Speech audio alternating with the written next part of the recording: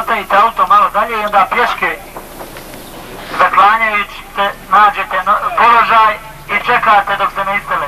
U gimnazijskom dvorištu, gdje su doskoro neki od ovih mladića provodili vrijeme između dva školska časa, gdje su krišom zapalili prvu cigaretu, danas su dobili komande pred polazak prema kasarni Maršal Tito.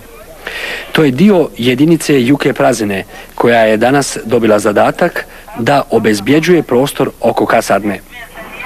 Branioci Sarajeva do oružja i uniformi došli su manje više u borbi, oduzimajući od agresora. Danas oni su pred važnu akciju na neki način promovisali novi borbeni imidž. Novi znak za identifikaciju Jukinih boraca je tamnoplava traka oko glave. Ali individualnost ovdje je dozvoljena. Jedni su još ratnici u farmerkama, drugi u patikama, a neko će kao detalj istaći američku zastavicu. Sarajevo jeste grad stradalnik, ali Sarajevo je već isplakalo svoje suze.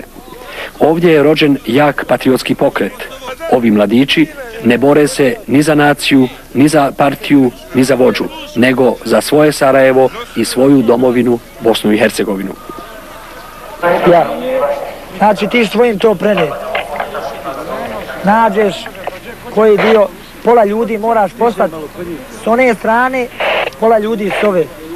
Tako će svi uraditi. Da ovi iz kasarne ne vide i onda pješke u uzgradu, priči ono što bliže kasarne, ali opet da se ne vidi iz kasarne, da ih ne isprepadamo. Znaš, jer onda neće nikako izaći. Svaka grupa sa koje će strane priče kuda će doći. Pola s ove, pola s one.